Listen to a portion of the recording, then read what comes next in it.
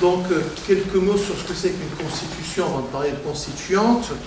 On a en général pour habitude de dire que c'est l'ensemble de textes juridiques qui définit les différentes institutions composant l'État et qui organisent leurs relations. C'est une définition classique qu'on peut trouver dans un tas de manuels. En général, on devrait parler de blocs de constitutionnalité, mais je ne sais pas, ça fait un cours de droit, on est bien d'accord. Hein. On y trouve également un ensemble de droits fondamentaux. Et tout ceci fait qu'on dit souvent que c'est la norme la plus élevée de l'ordre juridique de chaque pays. Certains, et c'est un de mes collègues, Dominique Rousseau, dit c'est la loi des lois. C'est bien cette idée de loi suprême en quelque sorte, c'est-à-dire l'acte solennel par lequel une société déclare les principes qui la fondent, qui la rassemblent et qui l'organise. Et je préfère, en réalité, c'est pas tout à fait une définition, mais c'est plus une caractéristique de ce que c'est qu'une constitution, et je préfère cette caractérisation-là, qui est plus politique que seulement juridique. Et si je la préfère, c'est parce que justement,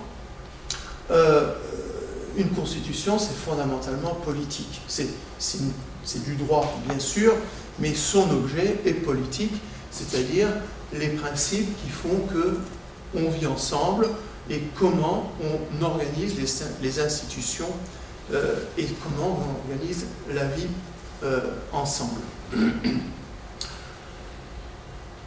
Ce texte, cette constitution est quelque chose d'important donc dans nos sociétés, tellement important que je remonte loin dans la Déclaration des droits de l'homme et du citoyen, article 16 de 1789, il est indiqué que toute société dans laquelle la garantie des droits n'est pas assurée, ni la séparation des pouvoirs déterminés, n'a point de constitution, c'est-à-dire qu'on ne peut pas avoir de règles, il n'existerait pas de règles qui nous permettent de vivre ensemble de manière satisfaisante. Et encore plus que ça, à partir du moment où on a défini comme ça très rapidement ce que c'était qu'une constitution, on peut passer à la notion d'état de droit. Parce que ce qui m'intéresse ici, c'est qu'avec cette notion d'état de droit, on va avoir, si vous voulez, deux choses.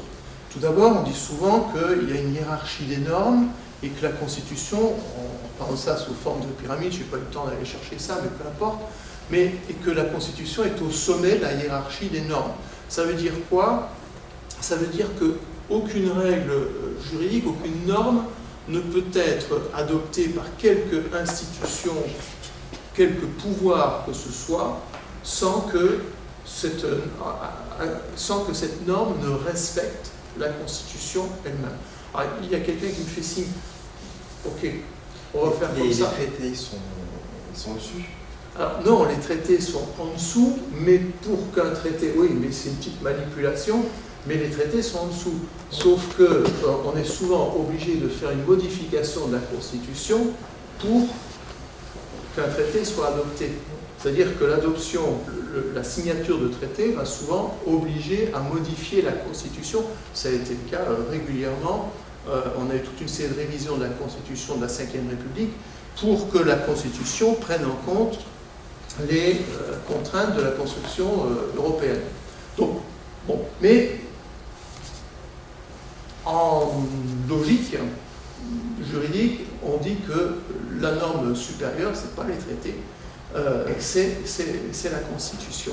Et ce qui nous intéresse ici, si vous voulez, c'est qu'en tant que sommet de la hiérarchie des normes, elle va fixer un certain nombre de règles, de droits, et que cet ensemble de règles et de droits, eh bien, quelque pouvoir que ce soit au sein de la société, ce pouvoir doit respecter ces règles. Et c'est donc la Constitution qui va apporter une limitation au pouvoir. C'est grâce à la Constitution et à ce que ça implique qu'il n'y a pas d'arbitraire possible, quoi qu'on pense des décisions, du contenu des décisions, mais au nom du droit, je dirais, il n'y a pas d'arbitraire puisque les décisions doivent, pour être légitimes, on parlait de légitimité, pour être légitimes, elles doivent respecter le cadre de la Constitution. Cet état de droit est donc quelque chose d'essentiel tout d'abord pour refuser tout arbitraire, et cet état de droit, il se construit petit à petit, c'est-à-dire qu'il y a la notion d'état de droit, et puis dans la réalité, en fait, il y a des degrés de l'état de droit, à savoir que réforme après réforme, je pense notamment à la dernière qui est la question prioritaire de constitutionnalité, c'est-à-dire on peut demander aujourd'hui au Conseil constitutionnel de vérifier la constitutionnalité d'un certain nombre de choses, et donc cet état de droit il est en progression, il est en construction aujourd'hui. Bon, je vais quand même passer à la constituante, mais pas tout de suite. Parce que je voudrais attirer votre attention sur un débat qui me semble important et qui n'est pas du tout, à mon sens, évident aujourd'hui. Aujourd'hui, ça veut dire que ce débat il existait, qui peut paraître comme étant totalement dépassé, vous allez voir pourquoi, mais ce débat, c'est démocratie contre représentation. C'est-à-dire que pendant longtemps, on a estimé que la démocratie, c'était pas la même chose, voire c'était opposé à la représentation. Et c'est de ça dont je voudrais vous parler un petit peu, parce que ça va nous amener à la légitimité des constituants notamment. L'idée c'est quoi? L'idée c'est que, alors j'ai dit que j'étais un peu à la bourre, que je ne sais plus trop bien ce que j'avais prévu comme... oui c'est ça. L'idée c'est tout d'abord ceci. C'est Thucydide, donc grec ancien, ou Rousseau, alors là la citation est Thucydide, c'est « le pouvoir est entre les mains non d'une minorité mais du plus grand nombre ». Ça c'est sa définition de la démocratie. Donc la démocratie c'est le pouvoir entre les mains du plus grand nombre. Quand vous avez des représentants, ils sont forcément une minorité. Et c'est à partir de cette idée qu'il oppose la notion de démocratie et la notion de représentation. Cette opposition entre démocratie et donc, je dis représentation, et donc vous l'avez compris, un gouvernement représentatif, est donc la porte ouverte à une critique radicale de la démocratie. Et ces critiques radicales de la démocratie, est-ce que ça marche? Non. Oui. Tout pouvoir d'État émane du peuple, la souveraineté appartient au peuple, la souveraineté nationale appartient au peuple, et j'ai envie de rajouter, tout ça c'est des citations qu'on va retrouver, j'ai pas tout repris, mais ça, tout pouvoir d'État émane du peuple, de mémoire, c'est dans la constitution allemande, la souveraineté appartient au peuple, ça doit être la constitution italienne, la souveraineté nationale appartient au peuple, ça doit être en France. Et donc, il y a une espèce d'accord général pour dire la souveraineté, c'est le peuple. Ce ne sont pas les représentants du peuple. Par rapport à l'opposition que je viens de vous construire, c'est le peuple. Et je parlais de critique radicale de la démocratie qui est exprimée par Rousseau, et la voici. À l'époque, il dit « Le peuple anglais pense être libre, il ne l'est que durant l'élection du Parlement ». Et on voit bien là la distinction que Rousseau établit entre démocratie et représentation, et en quoi la représentation prive le peuple de sa souveraineté. Il y a toute une série d'arguments, alors je n'ai pas eu le temps de les recopier, excusez-moi, je vais vous les lire, mais c'est quelques citations que je voulais vous faire, qui vont faire que malgré cette opposition, malgré cette critique, on va être amené à accepter l'idée de représentation. Tout d'abord, Rousseau nous dit « On ne peut imaginer que le peuple reste incessamment assemblé pour vaquer aux affaires publiques. » Bon, il y a quelques minutes, je discutais avec quelques-uns d'entre vous sur la difficulté de nuit debout d'être constamment en AG, mais c'est exactement le problème. La souveraineté exercée par le peuple suppose qu'on soit constamment en train de délibérer, c'est-à-dire qu'on soit constamment en train de discuter, de débattre pour pouvoir prendre des décisions. Cette critique de Rousseau justifie déjà qu'à un moment donné, bien qu'il ait critiqué la démocratie, il va falloir trouver des formes qui permettent la représentation. Autre critique, celle de Montesquieu, le grand avantage, alors elle est tout à fait différente d'un point de vue politique, le grand avantage des représentants, c'est qu'ils savent discuter les affaires, le peuple n'y est point du tout propre, ce qui forme un des grands inconvénients de la démocratie. Ils n'utilisent pas tout à fait les termes, mais vous voyez un grand débat, c'est finalement, est-ce que le peuple a les moyens, et voilà comment j'arrive petit à petit à constituant, est-ce que le peuple a la capacité, a les compétences de discuter d'un certain nombre de choses. Et enfin, toujours Rousseau, de lui-même le peuple veut toujours le bien, mais de lui-même il ne le voit pas toujours, la volonté générale est toujours droite, mais le jugement qui la guide n'est pas toujours éclairé. Bon, venant de Rousseau, c'est marrant parce qu'on en fait souvent le porte-parole de la souveraineté populaire, et on voit que lui-même, à l'époque, c'est pas si simple que ça. Et donc, cette distinction entre démocratie et représentation, vous le voyez, elle est porteuse de méfiance, selon les individus, selon les auteurs, elle est porteuse de méfiance vis-à-vis du peuple, vis-à-vis de la capacité du peuple, mais elle est porteuse aujourd'hui aussi de méfiance vis-à-vis des représentants du peuple lui-même. Et c'est pourtant, malgré cette opposition, je fais un grand bond dans le temps, c'est malgré cette opposition entre démocratie et représentation que petit à petit va s'imposer la notion de démocratie représentative. Bon, j'ai fait cette petite parenthèse, mais ça me semble intéressant parce qu'aujourd'hui tout le monde nous parle de démocratie représentative, quelquefois on l'oppose à démocratie directe, mais tout le monde nous en parle comme si les deux termes étaient parfaitement, qu'il était parfaitement naturel de les mettre ensemble. Je voulais juste vous montrer que, en fait, les premiers à penser ces questions-là opposent le terme de démocratie et de représentation, ce qui n'est plus du tout le cas dans notre chère Ve République, puisque l'article 3 de la Constitution de la Ve nous dit « La souveraineté nationale appartient au peuple », ça c'est hyper classique, souveraineté populaire, mais rajoute qu'il exerce par ses représentants et par la voie du référendum.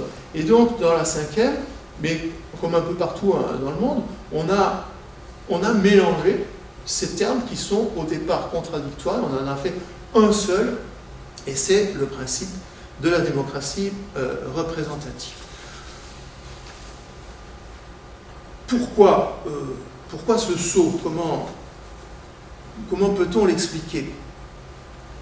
Pourquoi est-ce qu'à un moment donné, on a estimé qu'il était possible de faire rentrer la démocratie dans la représentation ou la représentation dans la démocratie?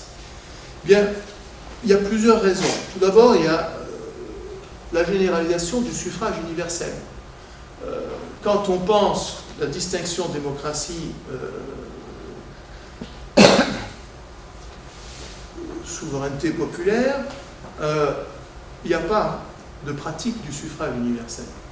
Et à partir du moment où il y a cette pratique, on va penser qu'il est possible de concilier la souveraineté et la représentation. Il y a ensuite l'alphabétisation et l'éducation pour tous, qui fait que normalement, on doit aujourd'hui être en mesure de lever les craintes quant à la capacité du peuple à prendre des décisions et à participer à la délibération politique. Et enfin, ça fera certainement partie du débat tout à l'heure, il y a eu au XIXe siècle, au XXe siècle, la naissance des partis de masse, des organisations de masse, qui ont eu vocation à représenter elles-mêmes le peuple, et donc, en tant que représentants du peuple, à participer à un système démocratique. Et c'est donc à partir de ces différents éléments, me semble-t-il, que petit à petit, on a jugé possible d'intégrer la représentation dans la démocratie, ce qu'on appelle désormais la démocratie représentative. Dominique Schnapper nous explique dans des textes relativement récents que désormais l'élection est pourtant tout à la fois aristocratique au sens de Rousseau, c'est-à-dire gouvernement d'un petit nombre, et alors elle est aristocratique parce que selon elle sélectionne des supérieurs, des gouvernants, mais en même temps, elle est démocratique parce que chaque citoyen est désormais capable et susceptible d'y participer et d'y participer à égalité. Mais vous voyez qu'on a toujours quand même cette contradiction parmi les penseurs en termes de philosophie politique, j'ai envie de dire, sur ces questions-là. Et donc on considère aujourd'hui que cette inclusion de la représentation dans la démocratie est acceptable parce que l'élection des députés se fait par les citoyens sur la base de programmes proposés par les partis et leurs candidats, et c'est ça qui maintiendrait, il faut peut-être mettre un conditionnel, un lien entre souveraineté populaire et les décisions prises. Bien sûr, l'existence de Nuit debout, mais pas que, montre qu'aujourd'hui il y a des doutes, au minimum des doutes, sur cette affirmation. Toujours est-il que, j'ai fini ma parenthèse, j'en reviens à la Constituante, que j'ai toujours pas abordée, je sais, mais pour dire que la Constitution c'est quoi? C'est la loi fondamentale, c'est la loi suprême. Et puisque c'est la loi suprême, comme on dit, la question va nécessairement se poser de savoir qui est susceptible, qui est capable, qui est susceptible de rédiger cette loi suprême. Alors, si on monte à 1789, mais ce sera la dernière fois, je crois, bien sûr, à l'époque, il y a un débat énorme entre ceux qui disent le peuple est incapable, et donc c'est forcément le roi, qui plus est s'il est de droit divin, ou il y a tout un courant qu'on appelle les positivistes qui vont dire non, non, c'est la science, c'est le progrès scientifique qui doit faire que ceux qui savent, qui ont cette connaissance scientifique, doivent rédiger la Constitution parce que c'est une question importante. Bon, voilà. Peu importe qui rédige, aujourd'hui, on n'en est plus à ces questions-là, on en est à un débat beaucoup plus simple, finalement, qui est celui-ci. Dans la pratique, dans l'histoire, on a vu apparaître, j'aurais pu mettre des S, des assemblées constituantes. Ces assemblées constituantes sont très nombreuses, ont été très nombreuses, sont encore très nombreuses, je vais vous en parler dans un moment. Et donc, on a eu soit ces assemblées constituantes, soit des groupes d'experts. Assemblée constituante, je vais vous donner des exemples, mais c'est par exemple la 4e République. Groupe d'experts, c'est la 5e République. C'est-à-dire qu'aujourd'hui, nous vivons dans un système constitutionnel en France qui n'est pas du tout passé par ce qui a été quasiment la pratique, d'un point de vue historique, la pratique la plus courante. La plus courante pour la France, mais pas que. Le principe de l'Assemblée constituante, c'est ce dont je parlais tout à l'heure. Il y a le principe de la souveraineté du peuple, et donc une Assemblée constituante, c'est quoi? Eh bien, le peuple va désigner des représentants, avec toutes les difficultés dont je viens de parler, mais va désigner des représentants qui vont être chargés d'écrire la Constitution. De ce point de vue, on a deux pratiques. On a eu des assemblées strictement constituantes, où les constituants n'avaient comme seul rôle que d'écrire la Constitution, et une fois la Constitution écrite, ils rentraient chez eux. Et puis, et c'est plutôt la situation française, on a eu des constituantes législatives, c'est-à-dire que les constituants, une fois la Constitution écrite, eh bien, redevenaient de simples députés, c'est-à-dire qu'ils avaient donc le pouvoir législatif qu'ils allaient mettre en œuvre dans le cadre de la Constitution qu'ils avaient rédigée. Les premiers à avoir la pratique de la Constituante, c'est pas les Français, c'est les États-Unis, hein, en 1787, et puis en France, vous avez, alors quelquefois on parle de Constituante, quelquefois on parle de Convention, mais vous avez 1792, 93, bon, 1848, 1875, 1946, c'est-à-dire, on dit souvent que la pratique de la Constituante est une tradition française, parce que chez nous, ben, on a connu déjà 5 républiques différentes, ça veut dire 5 constitutions différentes, et donc chez nous, on a pour coutume de changer de constitution de manière assez régulière.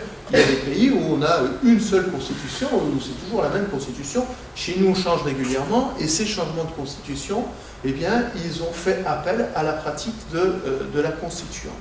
Bon, cela étant dit, là, je viens de vous parler d'histoire un peu ancienne, je vais y revenir dans un moment, mais pour vous donner quelques exemples, mais c'est une pratique ô combien d'actualité. J'ai pas eu le temps, mais l'Islande vient de connaître un processus constituant. Je voulais vous en dire quelques mots, mais parce que je ne connais pas, donc il aurait fallu que je travaille plus.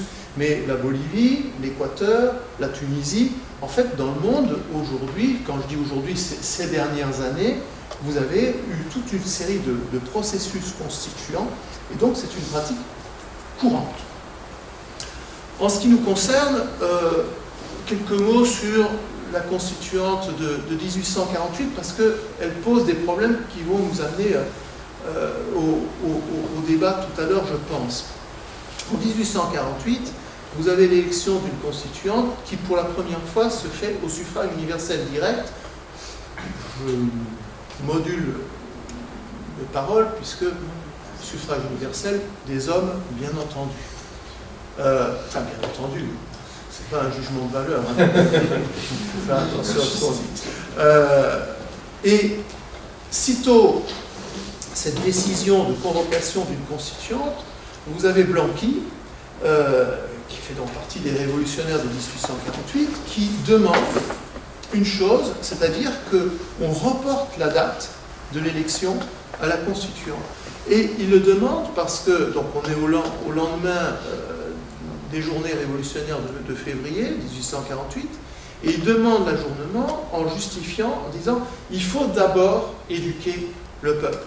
On ne peut pas tout de suite voter pour les constituants, il faut d'abord qu'il y ait un débat, parce que si on ne fait pas ça, eh bien on va voter, les gens vont voter pour ce qu'on appelle à l'époque les républicains du lendemain, c'est-à-dire ceux qui ont changé, qui ont retourné leur veste, pour le dire comme ça, qui ont retourné leur veste au lendemain de la Révolution de février et qui étaient en fait des monarchistes et qui se déclarent aujourd'hui républicains. Et c'est évidemment un débat qu'on doit avoir, en tout cas que la pratique de la constituante pose. Est-ce qu'il s'agit de convoquer une constituante et de tout de suite voter, ou est-ce qu'il faut qu'il y ait un processus de débat important qui permette de poser le cadre d'un débat démocratique large et sérieux et qui permette de faire que les gens se saisissent effectivement du processus constituant. Blanqui n'a obtenu que, j'ai oublié la date, mais quelques semaines de délai, donc c'était particulièrement court. Et en fait, il avait raison parce que le 23 avril 1848, première élection au suffrage universel, résultat, que des notables sont élus, 0 paysan à l'époque, la France est particulièrement rurale, aucun paysan élu, une quinzaine d'ouvriers, d'artisans, 285 républicains de la veille, donc ceux-là avec des convictions, 300 monarchistes, nous dit-on, déguisés en républicains, donc ceux qu'on qualifie républicains du lendemain, et, si je me souviens bien, une centaine de radicaux, de socialistes, dont les célèbres Blanc, Louis Blanc et Ledru-Rollin, etc. Bref, le processus constituant se retourne contre la Révolution. C'est-à-dire que ceux qui sont élus, ce sont ceux qui ne voulaient pas de cette révolution, en tout cas de son aspect social, et c'est comme ça que très rapidement, quelques jours après, ça on est fin avril 1848, vers le 15 mai 1848, vous avez les premières journées, et ensuite les journées de juin 1848, où les ouvriers, enfin je dis les ouvriers pour faire vite, où le mouvement social se fait écraser, et c'est la fin de la révolution de 1848. Quelques mots sur la constituante en Bolivie, là c'est beaucoup plus récent. Constituante en Bolivie, donc convoquée en 2006, si je me souviens bien, avec tout un processus de discussion qui fait que En 2007, on a le vote pour les constituants, pour que les constituants fassent un projet. Et en 2008, processus référendaire, c'est-à-dire que le travail des constituants, j'y reviendrai tout à l'heure, eh bien, est soumis, proposition de nouvelle constitution qui est soumise à référendum. Pourquoi est-ce que je vous parle plus exactement de la Bolivie? J'aurais bien voulu aussi préparer quelque chose sur l'Équateur, mais j'ai pas eu le temps. Parce que pour la Bolivie, vous avez un parti qui s'appelle le MAS, qui est celui de Evo Morales, donc qui est majoritaire, qui est arrivé au pouvoir. Et le MAS est pour une assemblée constituante des mouvements sociaux. Et ça nous intéresse, je pense. Pour une assemblée constituée de mouvements, de représentants des mouvements sociaux. Et donc, pendant quelques semaines, en Bolivie, on discute beaucoup de la manière concrète. Parce que l'idée est séduisante, mais concrètement, comment on fait pour mettre ça en place? Et ils finissent par décider que c'est trop compliqué. Ils décident que c'est trop compliqué, et donc on va avoir un processus constituant classique, c'est-à-dire une élection avec les partis politiques qui présentent leurs candidats. Et donc on a un scrutin de liste, si je me souviens bien, avec des candidats présentés par chaque parti politique. Le MAS gagne. Mais ce qui est intéressant, c'est qu'ils sont quand même restés attachés à leur idée de présence des mouvements sociaux. Et donc, comment ont-ils fait? Eh bien, ils ont décidé une fois que les constituants ont été élus, ils ont décidé d'un certain nombre de grands thèmes de débat. Pour chaque thème, il y a eu des commissions qui se sont formées, et ces commissions ont consulté, auditionné, je ne sais pas comment il faut le dire, consulté différents mouvements sociaux. Enfin, tous ceux qui demandaient à être consultés, bien entendu. Et c'est ainsi que vous avez, par exemple, le pacte d'unité, qui était une alliance entre paysans et indigènes, et qui avait proposé la notion d'État unitaire, plurinational, communautaire, dans lequel on reconnaissait bien le statut des nations indigènes, l'autogouvernement sur des territoires communautaires, le pluralisme juridique et culturel, bref, faire vite la reconnaissance de droits spécifiques pour les indigènes. Et cette proposition a été reprise par les constituants. Donc, si vous voulez, si j'insiste là-dessus, c'est bien parce qu'on était dans un cadre classique, traditionnel de l'élection, en passant par les partis politiques, mais ça n'empêche pas qu'il y a une réflexion sur la représentation de la société, des différentes composantes de cette société, et que ces différentes composantes de la société ont pu se faire entendre, et qu'il y a effectivement dans la constitution bolivienne aujourd'hui, la constitution bolivienne dit qu'il s'agit d'un État plurinational. Voilà. Ceci donc pour dire qu'il y a des solutions institutionnelles propres aux grandes ruptures, c'est-à-dire aux grands changements politiques, c'est-à-dire que les constituantes, et on revient éventuellement à l'histoire française, eh bien, ce sont des techniques qui ont été utilisées au moment, effectivement, soit de révolution, soit de crise. En ce qui concerne, rapidement peut-être, la 4e République, oh, mais je vous dis juste comme ça, on y reviendra parce que je vais être trop long, je le sens. Il y a un référendum le 21 octobre 1945, c'est De Gaulle qui pose le référendum adressé aux Français. Voulez-vous que l'Assemblée élue ce jour soit constituante? On ne prend pas la tête, c'est ça. Voilà. C'est ça.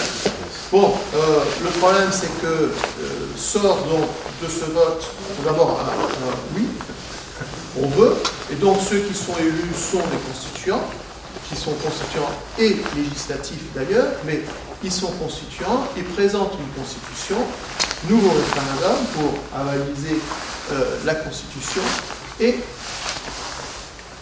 elle est refusée. D'où deuxième constituante, d'accord? On est repassé, on a refait une constituante, deuxième constituante, deuxième vote sur un projet de loi avec l'article 6 qui donne 7 mois à l'Assemblée constituante pour élaborer son projet à soumettre à référendum. si j'ai retenu ça, c'est notamment l'idée des 7 mois, puisque tout à l'heure je vous disais il faut le temps du débat.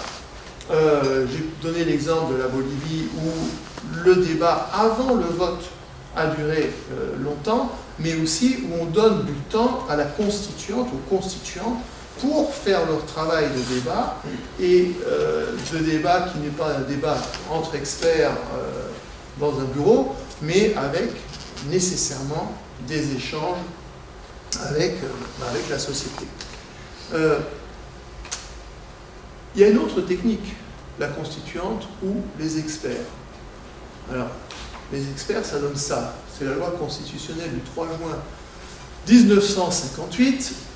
Il y a un article unique dans cette loi constitutionnelle qui nous dit, là, vous savez lire comme moi, mais je vais quand même le redire, mais par dérogation aux dispositions de son article 90, donc vous voyez, bon, on fait référence à la Constitution de la 4ème République, on met une dérogation à l'article 90, la Constitution sera révisée par le gouvernement investi le 1er juin 1958, et ce, dans les formes suivantes. Le gouvernement de la République établit un projet de loi constitutionnelle mettant en œuvre les principes suivants. Je vous passe les principes suivants, il y a toute une série de principes qui sont énumérés. Pour établir le projet, le gouvernement recueille l'avis d'un comité consultatif où siègent des membres du Parlement. Le projet de loi est soumis au référendum. Autrement dit, là, il n'y a pas d'assemblée constituante. Il y a des gens qui vont se réunir autour de Michel Debré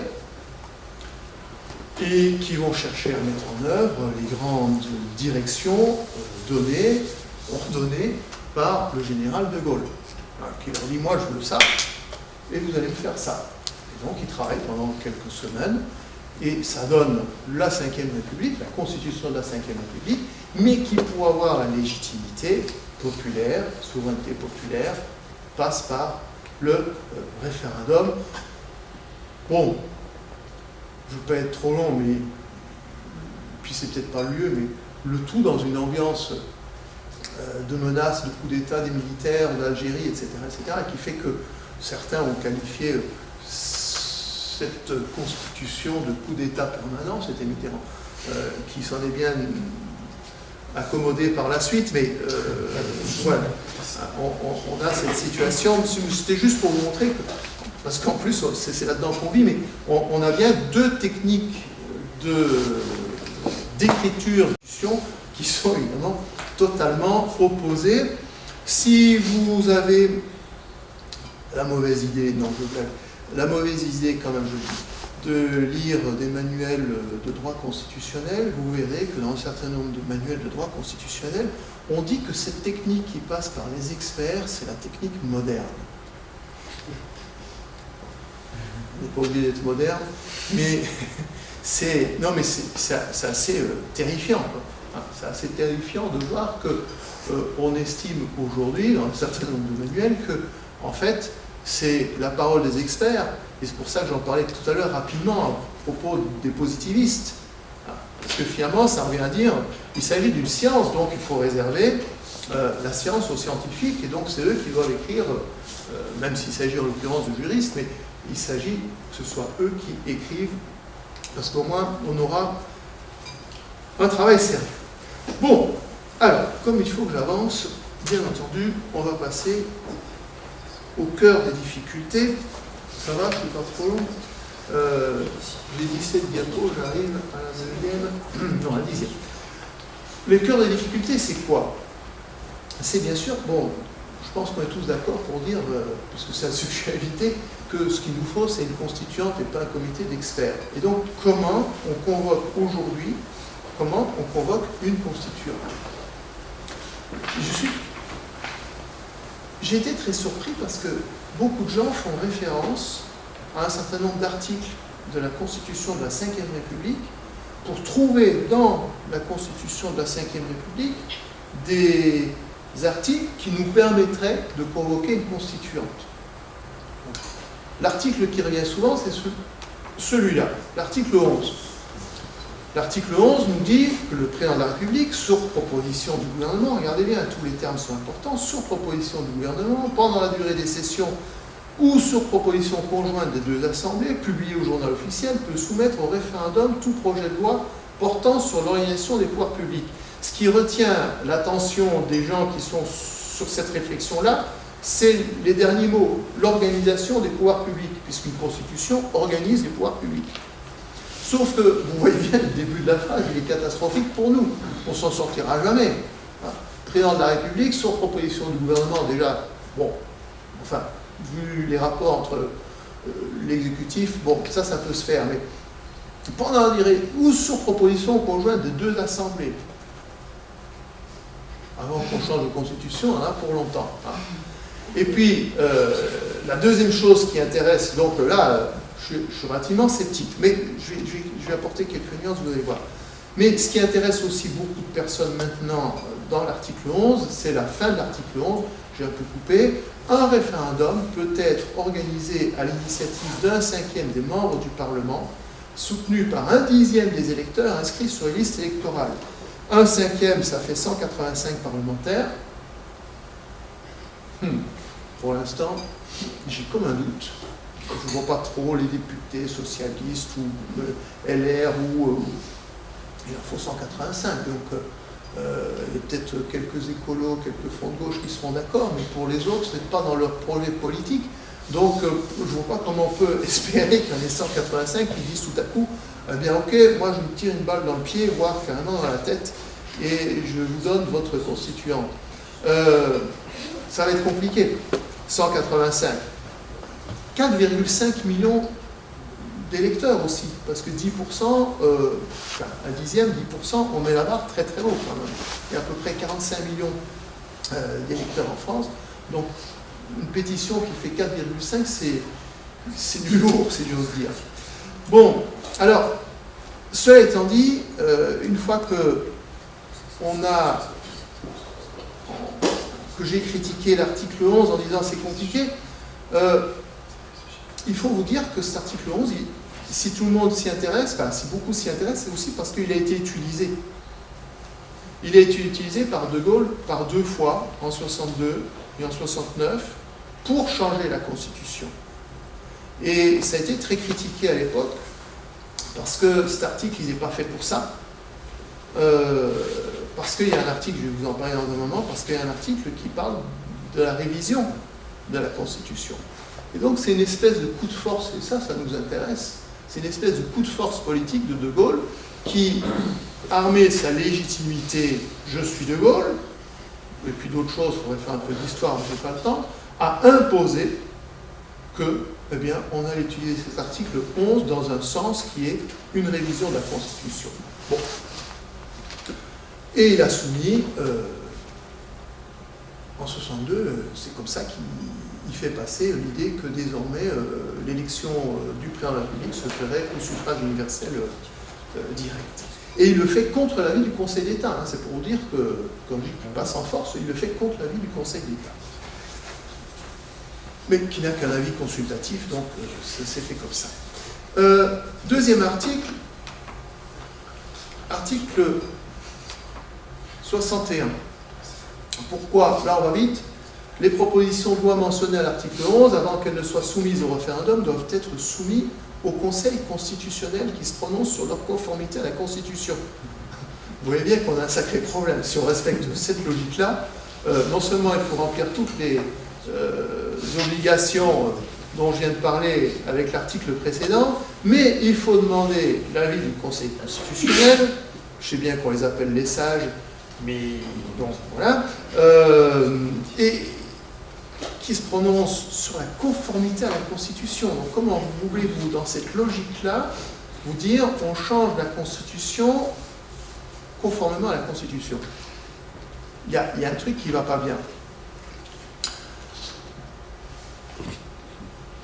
Bon, toujours dans mes petites nuances, c'est que le Conseil constitutionnel a eu l'occasion, j'ai pas eu le temps de retrouver, mais je sais qu'il l'a dit, peut-être que j'ai fait mention plus loin d'ailleurs, sur autre chose. Enfin, il a eu l'occasion de prendre ses distances en disant, oui, mais ça c'est pour les révisions de la Constitution. Voilà, et il y a une nuance importante à apporter là-dessus. Mais bon, le troisième article auquel il est fait référence, c'est l'article 89, parce que c'est un article qui organise, on peut aller vite, un article qui organise la révision de la Constitution. Or, ce n'est pas ça qu'on veut. Puisqu'on parle de constituante, nous, ce qu'on veut, c'est changer la Constitution. L'article 89, bon, il est un peu long et encore je l'ai raccourci. L'initiative de la révision de la Constitution appartient concurremment au président de la République sur proposition du Premier ministre et aux membres du Parlement. Le projet ou la proposition, vous savez, on parle de projet ou de proposition selon que l'initiative vienne de l'exécutif ou du Parlement. Le projet ou la proposition de révision doit être voté par les deux assemblées en termes identiques. La révision est définitive après avoir été approuvée par référendum. Et vous voyez que ça, c'est toujours la référence fondamentale. C'est la question du référendum parce que c'est la souveraineté populaire. Et ça, ça va nous servir. Toutefois, le projet de révision n'est pas présenté au référendum lorsque le président de la République décide de le soumettre au Parlement convoqué en congrès. Et dans ce cas, le projet de révision n'est approuvé que s'il réunit la majorité des 3/5. Pourquoi majorité des 3/5? Parce qu'on estime que dans ce cas-là, on peut se passer de l'expression populaire directe. La forme républicaine du gouvernement ne peut faire l'objet d'une révision. Mais il faut que j'avance. Et donc, essayons d'avancer.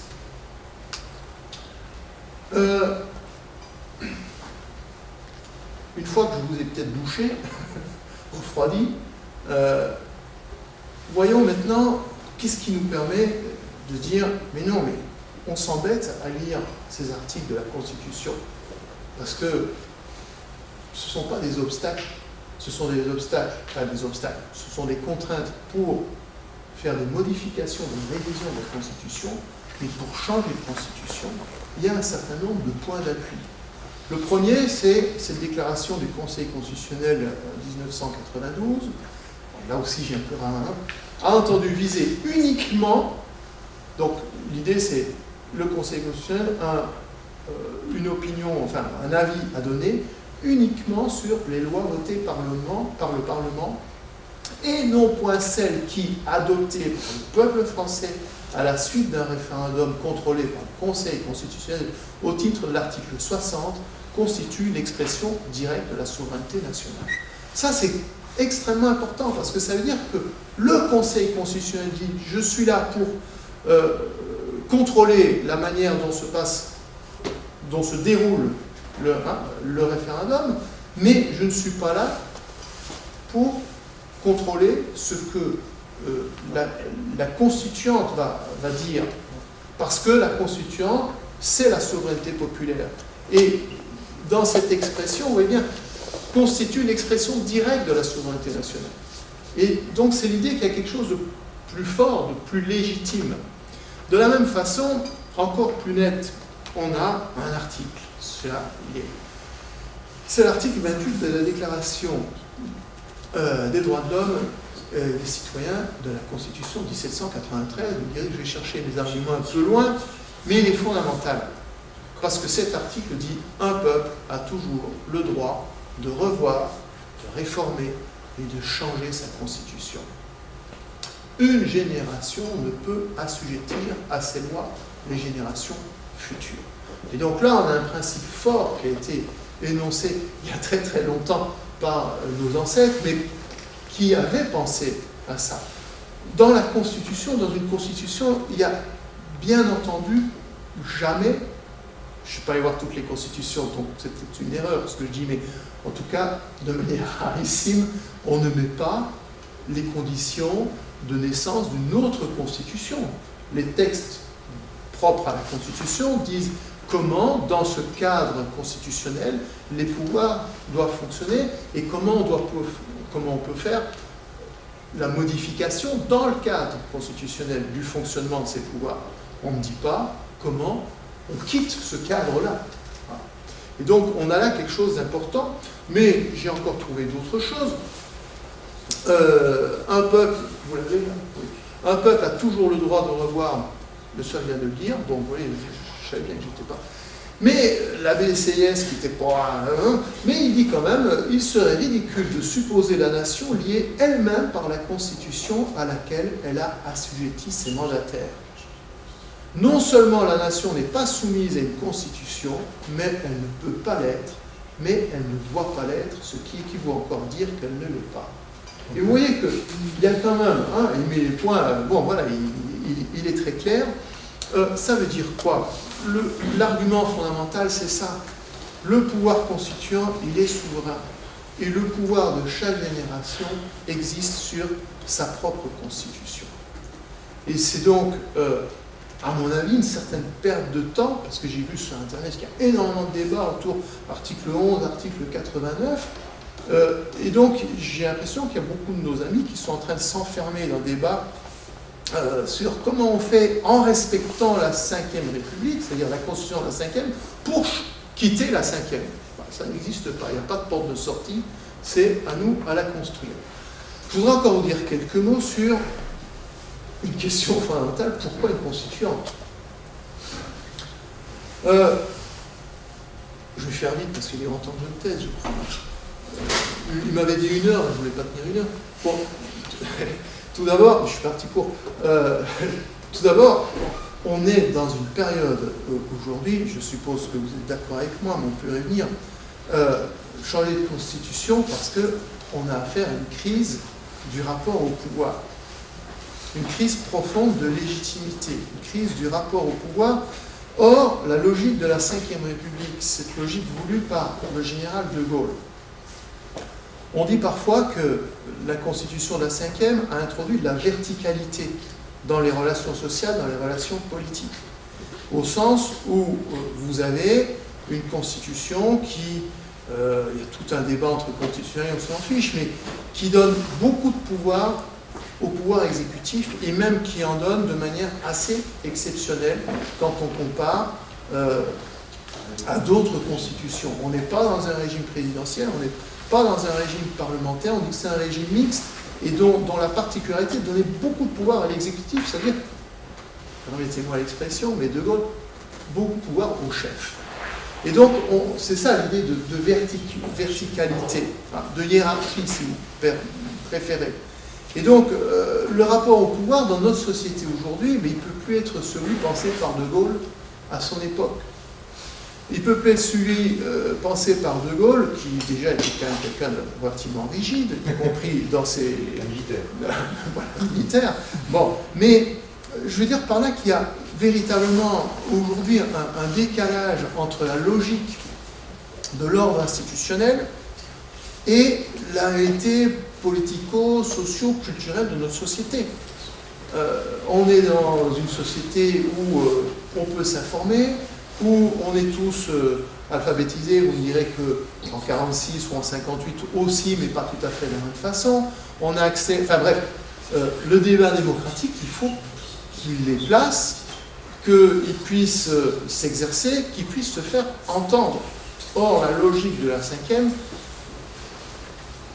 ne le permet pas tout à fait.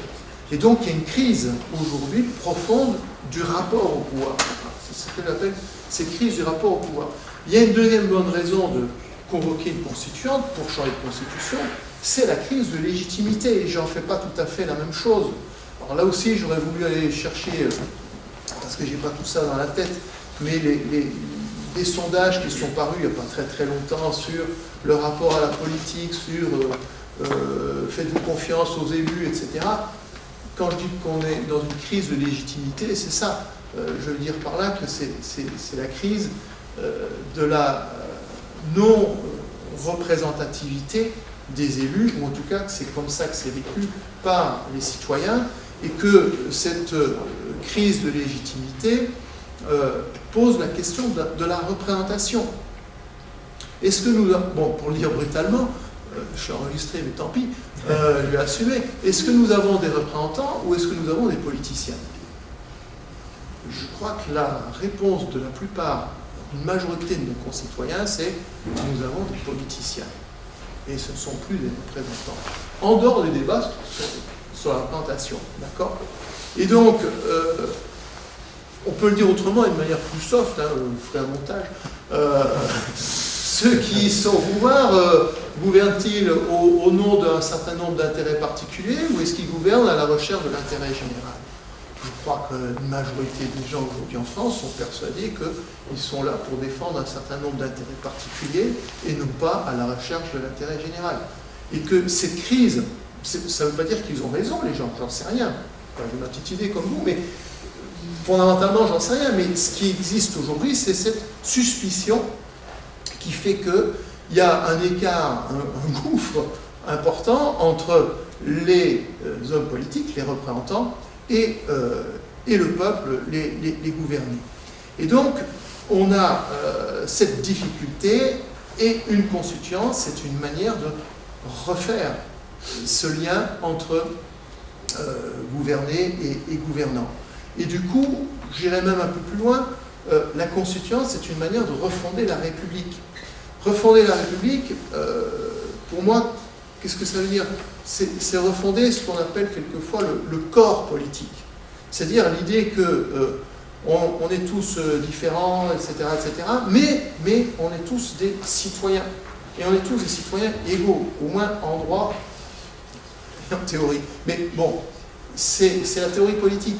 Et en tant que citoyens égaux en droit, nous formons un corps politique ensemble où on se reconnaît. Et aujourd'hui, cette crise, cette double crise dont je parlais, produit une crise de la République, c'est-à-dire une crise du corps politique, où on ne se sent plus appartenir les uns et les autres à la même société politique.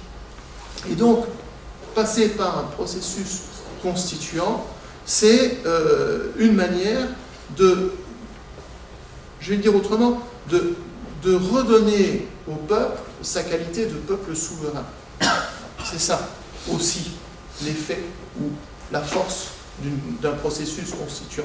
C'est-à-dire que ce n'est pas juste une technique, c'est ça que je veux vous dire. Ce n'est pas juste une technique pour écrire une constitution, même si la technique est intéressante en l'occurrence, mais ce n'est pas seulement une technique, c'est bien plus que ça. C'est remettre la politique dans les mains des citoyens. Donc remettre la décision dans les mains des citoyens. Voilà, j'ai fini. Mais il y a plein de choses dont je n'ai pas parlé. À partir de là, je pense qu'il y a au minimum, plus toutes les questions que vous posez très certainement, mais moi j'en vois au minimum 4 qui sont, je pense, extrêmement importantes. C'est cette constituante, comment on l'a choisie. Et là, vous avez un énorme débat entre aujourd'hui suffrage universel ou tirage au sort. Deuxièmement, il y a des constituantes, il y a eu des moments où on a déclaré l'inéligibilité de certaines candidatures. Par exemple, en Tunisie, j'ai pas eu le temps d'en parler, mais en Tunisie, ils ont dit tous les anciens, on comprend pourquoi, qui étaient liés au régime de Ben Ali, vous restez chez vous, vous n'avez pas la possibilité d'être candidat à la constituante, d'accord? Mais il y a eu d'autres, en France aussi, je me souviens plus, en 1793, je crois, qu'on a une constituante qui fonctionne comme ça, bref, donc c'est cette question-là. Ensuite, troisième question qui est un peu liée mais un peu différente, c'est la place des partis politiques et qui est alliée avec le mode de scrutin choisi, scrutin de liste ou scrutin uninominal. C'est lié parce que on sait très bien que les modes de scrutin ont une influence sur les résultats électoraux. Et donc, ce n'est pas une question à la légère que de répondre les partis politiques y participent à l'élection à la constituante, ou est-ce que ce sont des individus, mais qui seront forcément pour certains membres des partis politiques. Donc, comment on traite de cette question? Et ensuite, est-ce qu'on est sur des scrutins de liste? Et j'ai vu pas mal de propositions de scrutin de liste, sauf qu'il faut bien comprendre que le problème du scrutin de liste, eh bien, c'est que vous allez avantager ceux qui sont déjà organisés, parce que pour faire une liste, ça ne se fait pas comme ça, d'accord? Et vous voyez qu'au-delà de la technique, en fait, il y a des vraies questions politiques. Et puis, il y a la composition de la constituante, et ça, je faisais référence notamment, mais je crois que c'est une vraie question à la Bolivie, à leur volonté d'associer à l'écriture d'une nouvelle constitution les mouvements sociaux, et c'est ça que j'appelle la proposition de la constituante, c'est-à-dire est-ce que ce sont juste des élus, des tirés au sort, ou est-ce qu'il y a un processus plus compliqué qui se met en place? Voilà.